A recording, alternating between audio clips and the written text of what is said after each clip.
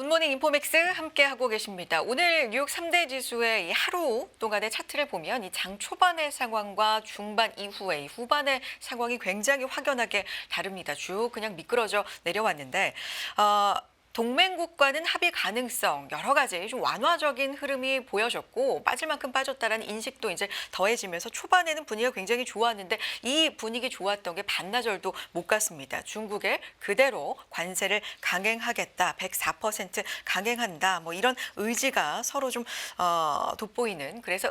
굉장히 많은 우려가 좀 자아냈던 그런 시장인데요. 관련된 이야기들이 또 많습니다. 하루하루 국제 뉴스가 굉장히 많이 쏟아져서요. 이게 어제 뉴스인지 뭐 일주일 전 뉴스인지 언제 뉴스인지 약간 헷갈릴 정도로 매일매일 쏟아지고 있습니다. 수고가 굉장히 좀 많으신데요. 모셔보겠습니다. 국제 뉴스 선재규 선임기자 함께하겠습니다. 안녕하세요. 안녕하세요. 네. 트럼프 대통령이 SNS에 트루스 소셜에 우리나라 이야기를 언급을 했는데 통화를 했다라는 얘기죠. 한덕수 권한 대행과 첫 통화를 했다. 어떤 내용인지도 궁금하고요. 뭐 협상 가능성이 좀 있는 겁니까? 그리고 트럼프가 트루스 소셜에 글을 올렸는데요. 네. 그걸 보면은 트럼프가 그렇게 미국도 그렇고 국제사회가 강하게 반발하는데도 관세를 이렇게 강하게 밀어붙이는 그런 속내가 좀 이렇게 나온 것 같습니다. 이른바 원스톱 쇼핑을 원한다 이렇게 강조를 했습니다. 원스톱 쇼핑이요? 그렇죠. 그러니까 네.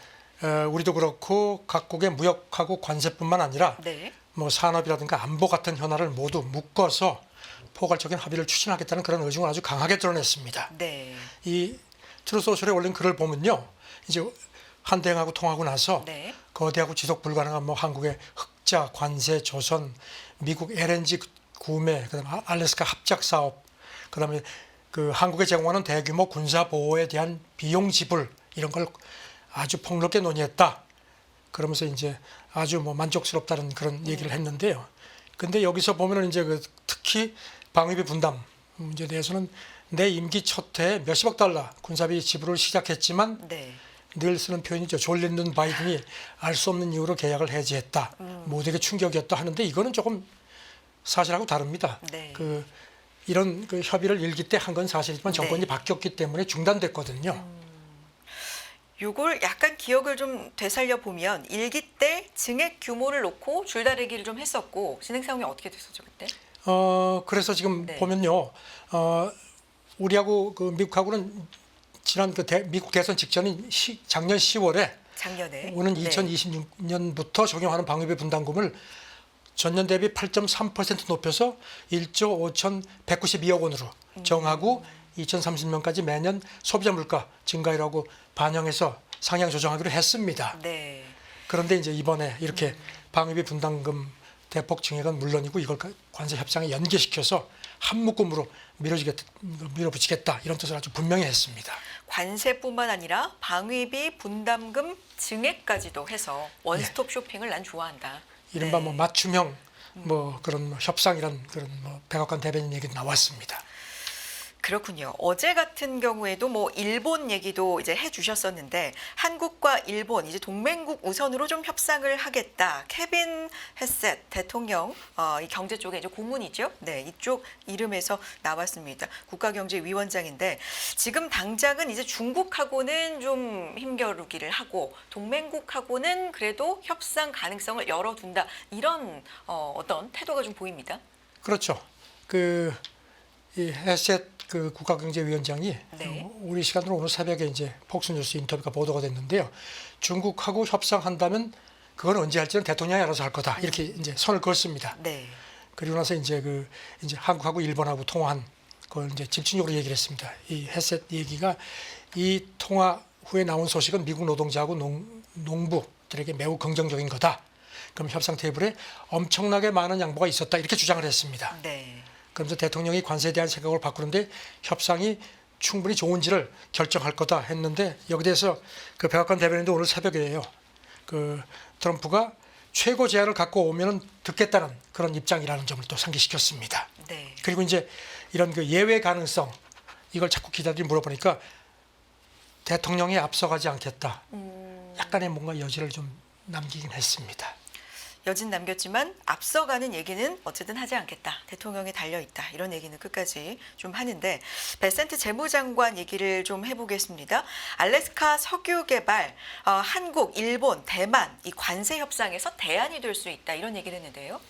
그러니까 서로 뭐 국가경제위원장, 그다음에 뭐 재무장관, 뭐 백악관 대변인 이렇게 뭔가 좀 역할 분담을 하는 것 같습니다. 네. 베센트가 우리 시간으로 어젯밤 늦게 그 CNBC 인터뷰가 방영이 됐는데요. 거기서 이렇게 얘기를 했습니다.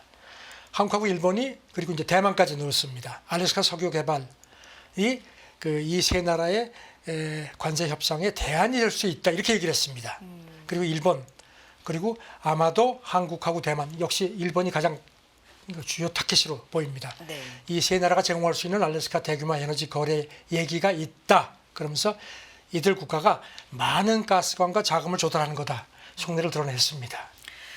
그러니까 한국, 일본, 대만 등의 국가가 좀 가스관 자금을 많이 이 알래스카 대라는 겁니다. 네, 개발에 냈으면 좋겠다. 뭐 이런 조금 노골적인 얘기를 한 거네요. 또 구체적으로 그렇죠. 어떤 그러면서 얘기입니까? 이제 네.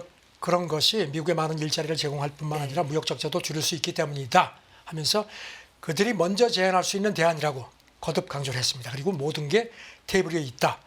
또 대통령이 직접 협상에 참여할 거다. 그러니까 이제 대통령이 직접 이걸 밀어붙일 거라는 얘기를 했습니다. 네. 그리고 뭐 계속 같은 얘기를 합니다. 확실한 제안서를 가지고 오면은 좋은 거래를 성사시킬 수 있다. 거기가 와라 이겁니다. 그러니까 뭐 우리가 이런 제시를 했으니까 따르라 하는 식의 뭐 굉장히 아주 노골적인 압박을 가하고 있습니다. 협상안을 좀 제시해봐. 협상안을 가지고 와. 좀 선물을 갖고 와봐. 뭐 이런 건데. 근데 내가 뭐가 지금 필요해. 이걸 주면 참 좋겠어라는 걸 노골적으로 먼저 제시하는 것도 좀 있네요. 구체적으로 또 어떤 얘기 나왔는지 추가로 좀 더 볼까요? 이 사람 얘기는 이제 네. 자기가 백악관 통화 목록을 봤는데 상당히 네. 길었다. 뭐 70개국이라는 얘기가 지금 나오고 네네. 있죠. 그래서 어떤 나라하고 먼저 할지 우리가 논의를 했다. 그러면서 이제 특히 미국하고 무역 적자가 많은 몇몇 큰 나라들이 매우 빠르게 움직인다. 그리고 이제 많은 무역 파트너가 줄을 서서 기다리고 있는데 침착함을 유지하고 있다.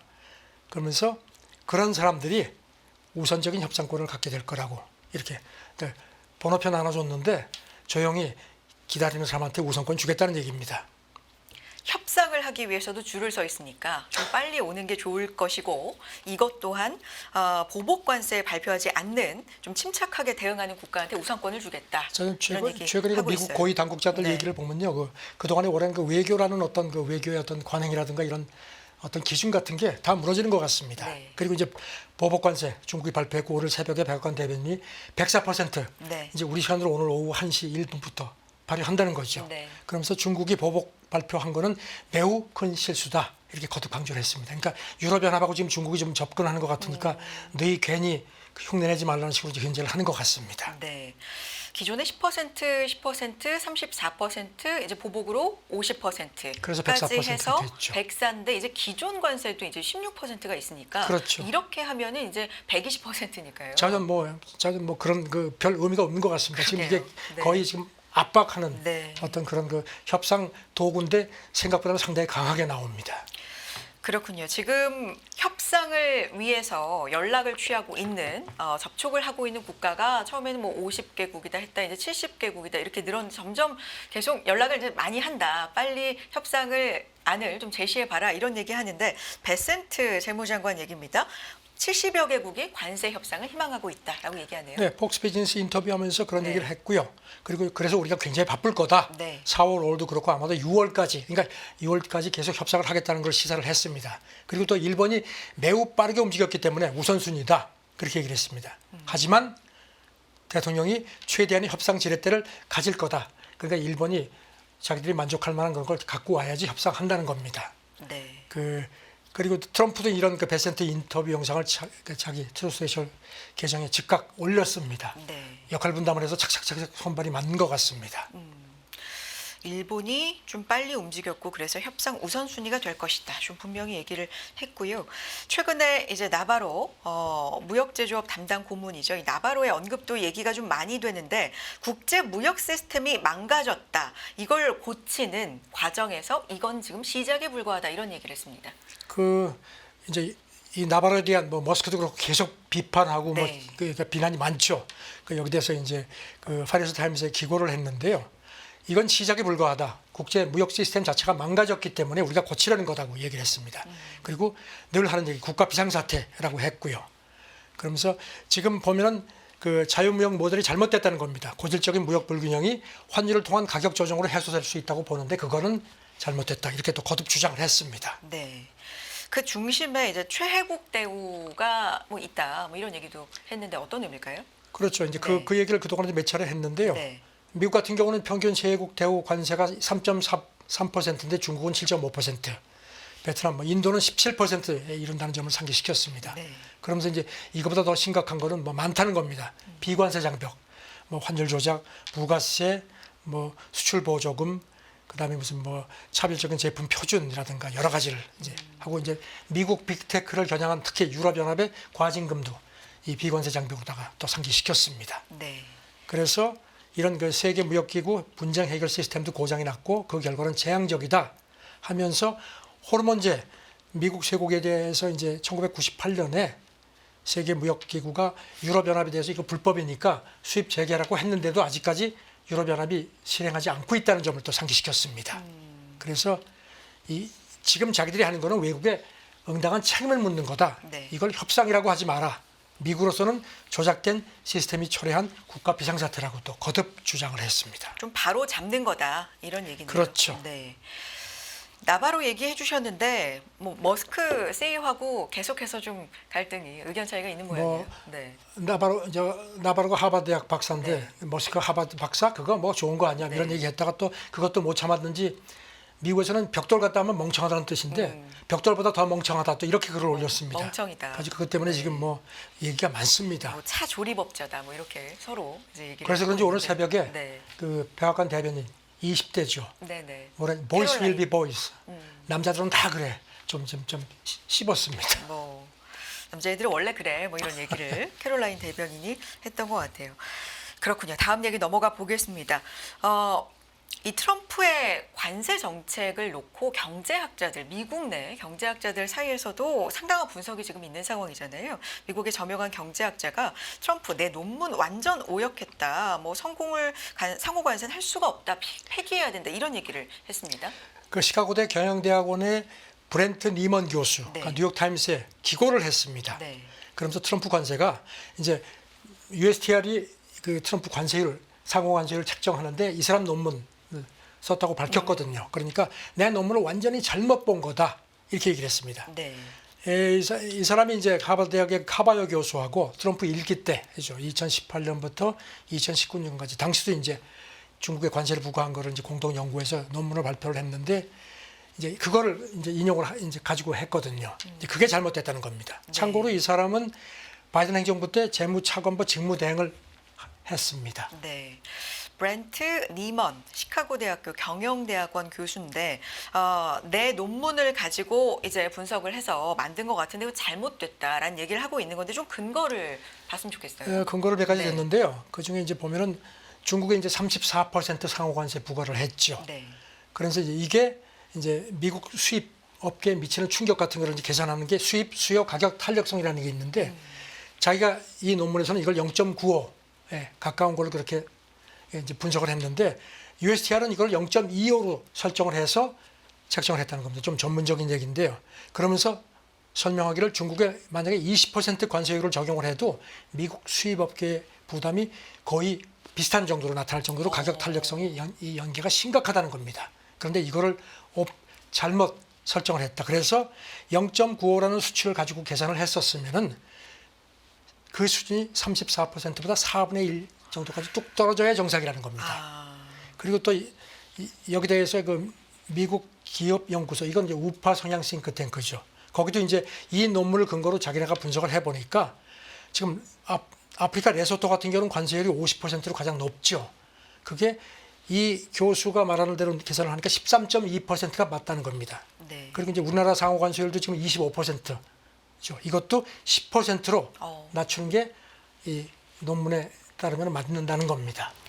계산 근거로 사용한 숫자 자체가 너무나 크게 잘못됐다. 그게 이제 이 교수의 네. 이제 주장입니다.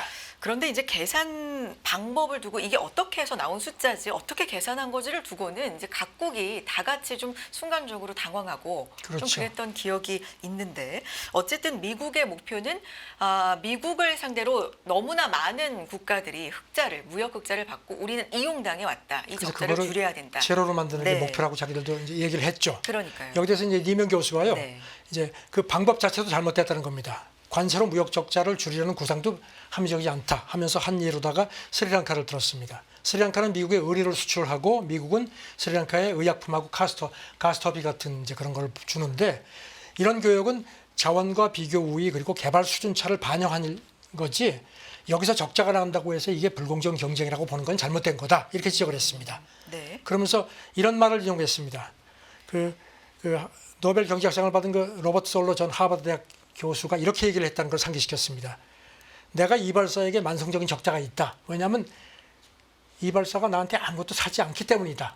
좀 엉뚱하지만 이제 그런 말을 생각을 해봐라. 네네. 그러니까 어떤 그 수치상의 불균형 가지고 이렇게 해서 스리랑카 같은 저개발 국가하고 미국하고를 똑같이 비교한 건 말이 안 된다는 겁니다.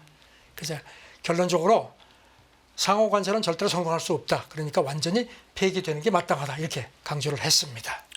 단순하게 비교할 게 아니라 자원, 비교 우위, 개발 수준차 이런 것까지 집어넣어야 되는데 그렇죠. 그런 게 없다라는 얘기를 지적한 건데요. 워싱턴 포스트가 이제 보도한 내용인데 머스크가 앞서서 관세 전쟁을 직접 트럼프 대통령이 좀 만류했다. 근데 뜻을 이루지 못했다. 이런 얘기도 전해져요. 지난 주말에 나바로를 제끼고 네. 가서 이렇게 하면 안 된다고 얘기를 한 모양입니다. 그랬는데도 결국 트럼프는 나바로 표를 들었다는 건 게 워싱턴 포스트 보도입니다. 네. 그래서 머스크가 이제 이것도 지금 벽돌 같다고 막 욕도 하고 막 그렇게 했는데 도저히 분이 안 풀렸던지 그 밀턴 프리드먼 이제 보수 성향 경제학자죠. 이 사람 이제 자유무역 옹호론자인데 그 고인의 그 동영상도 또 올렸습니다. 그리고 그런가 하면 이제 머스크 친동생이 테슬라 임원인데 네. 킴버를 이게 머스크인데 이 사람도 그저께 X에 글을 올렸는데요. 트럼프가 몇 대에 걸쳐 가장 높은 세금을 매긴 대통령이 되리라고 누가 상상이나 했겠느냐. 그러면서 그가 미국 소비자에게 구조적이고 영구적인 세금을 매겼다. 이렇게 또 형을 거들었습니다. 네. 그렇군요. 다음 얘기로 넘어가 보겠습니다. 이제 세계의 중심은 이제 관심의 중심은 미국과 중국의 관세 전쟁이 얼마나 격화되고 오래 갈 것인가 이런 부분일 텐데 중국에서도 물러날 기미가 일단은 안 보이고 있습니다. 여기에다가 증시 부양책도 속속 좀 계획으로 발표하고 있는 상황인데 어떤 게 있을까요?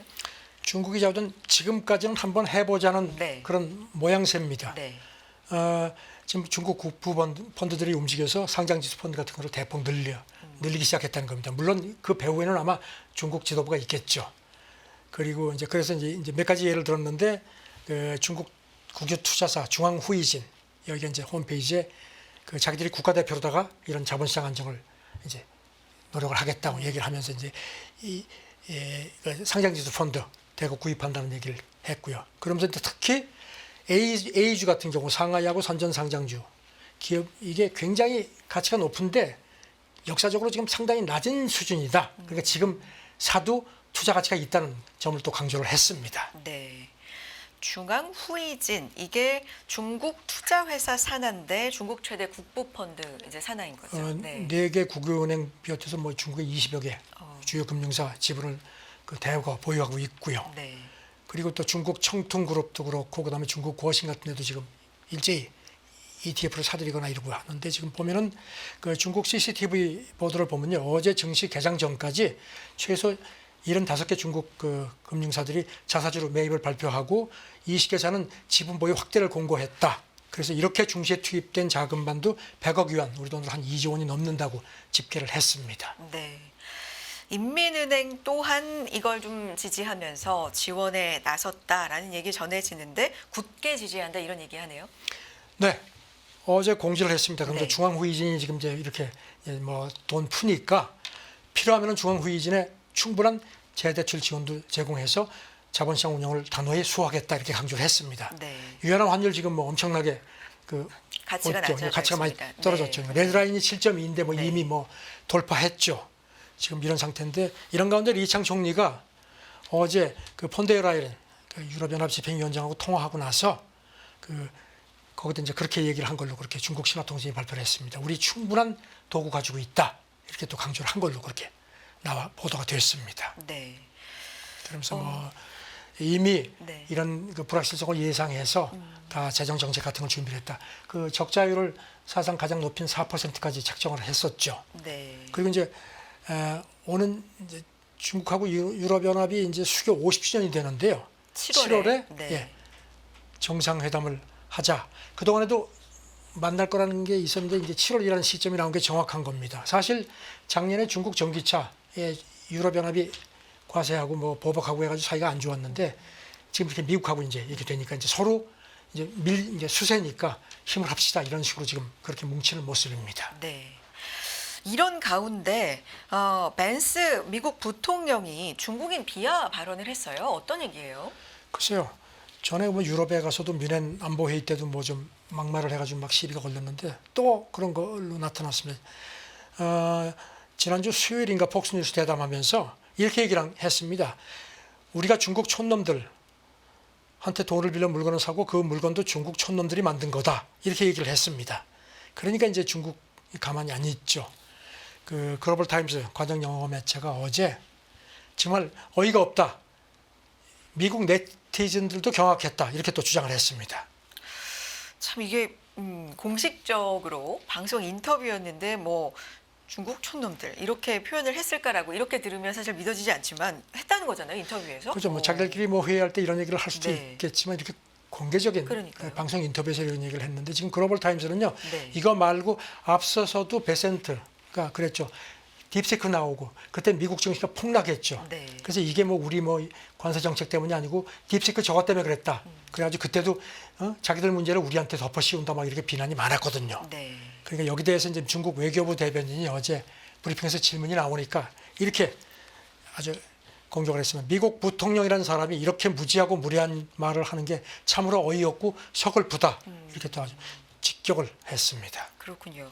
베센트가 이 딥시크 언급을 뭐 증시 최근에 폭락하고 연결지었던 부분은 저도 좀 인상 깊게 봤는데 바이오테크도 이 중국의 바이오테크에 대해서 미국이 상당히 또 경계하고 있다라는 얘기도 그렇죠. 전해지더라고요. 여러 가지로 중국의 이 기술 테크에 대해서 좀 경계감을 갖고 있다라는 건 좀 느껴집니다. 다음 얘기 넘어가 보겠습니다. 트럼프 대통령 얘기인데 테헤란 측과 이란 비핵화를 놓고 직접 대화하고 있다 이런 발언을 했는데요. 지금 흐름이 어떻습니까? 러시아도 어제 새벽에 그 네타냐후하고 백악관 그 회담하고 네. 공식 기자회견은 취소를 했죠. 네. 그리고 이제 그냥 풀 기자들하고만 이제 문답을 했는데 그 중에 기자들이 물어보니까 이란 쪽하고 직접 대화하고 있다. 아주 깜짝 그 공개를 했습니다. 그러면서 현지 시간 토요일 날 그러니까 이제 대화가 계속될 거고 상당히 고위급일 거고 뭔가 기대가 크다. 그러면서 이제 기자들이 그러면 만약에 협상이 안 되면은 군사 행동할 준비가 됐느냐 이렇게 물어보니까 만약에 성공적이지 않다면 이란이 큰 위험에 처할 거다. 앞서도 그랬거든요. 그동안에 경험하지 못한 엄청난 공격을 받을 수 있다는 위협을 했거든요. 네. 그런 얘기를 했습니다. 그러면서 이제 거듭 얘기를 하는 게 이란이 절대로 핵무기를 가질 수 없다. 하고 여기 덧붙였는데 이 말이 이제 우리한테는 또 좀 주목이 됩니다. 핵무기를 가져서는 안 되는 나라들이 있는데 그들이 핵무기를 갖고 있다. 이것도 추후 협상을 통해서 해결할 수 있다고 내가 자신한다. 이렇게 덧붙였습니다. 이것도 네. 이제 북한을 좀 이렇게 시사한 걸로 보입니다. 그러니까 어쨌든 중요한 팩트는 우리가 앞으로 좀 봐야 될 거는 미국하고 토요일에 오만에서 고위급 간접 회동이 있을 것이다. 이란 쪽에서도 공식적으로 밝힌 거죠. 그렇죠. 이란은 네. 이제 간접 회동을 하고 일단 미국이 진짜 핵협상에 어떤 진정한 네. 의도가 있는지를 체크하거나 하겠다는 얘기인데 이제 트럼프는 아니다. 직접 하자는 겁니다. 그냥 막 건너뛰자고 좀 조금 조급한 걸로 보입니다. 네. 지금 관측청들 얘기는요.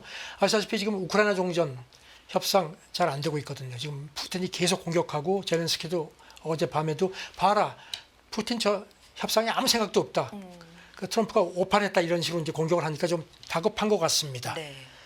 이란 쪽에서는 이제 간접 협상 일단 해서 미국 의중을 좀 보겠다는 입장을 강조를 했고요. 이란 외교장관도요.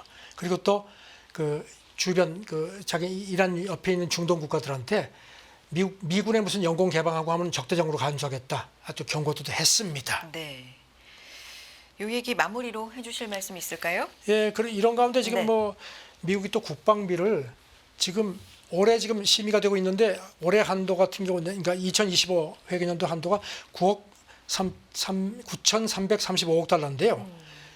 1조 달러를 곧 돌파할 것 같습니다. 네. 트럼프도 사상 최대로 승인을 할 거다 했는데 아시다시피 지금 연방 예산을 엄청 줄이는데 트럼프는 네. 여기 대해서 하지만 미국 군사력은 강화하는 게 필요하다. 적이 너무 많다. 이렇게 해서 강조를 했습니다. 네. 이렇게 되면 뭐 역대 그러니까 1조 달러가 넘어가는 거는 이제 최초죠. 전 세계 사상 네. 최대가 됩니다. 네. 지금 이렇게 뭐 재정 감축하고 막 교육 뭐 이런 뭐 환경 이런 건 다 줄이면서 국방비는 대폭 늘리는 이런 태도를 보입니다. 네. 바이든 행정부 때도 뭐 몇 년 안에 국방 예산이 1조 달러를 넘어야 된다.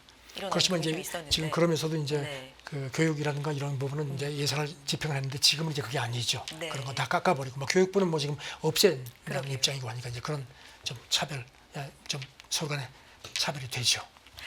알겠습니다. 국제뉴스 오늘도 간밤에 있었던 내용까지도 정리해서 전해주셨고요. 매일매일 정말 많은 이야기들이 쏟아집니다. 감사드리고요. 국제뉴스 선재규 선임기자와 함께했습니다. 고맙습니다. 네, 감사합니다.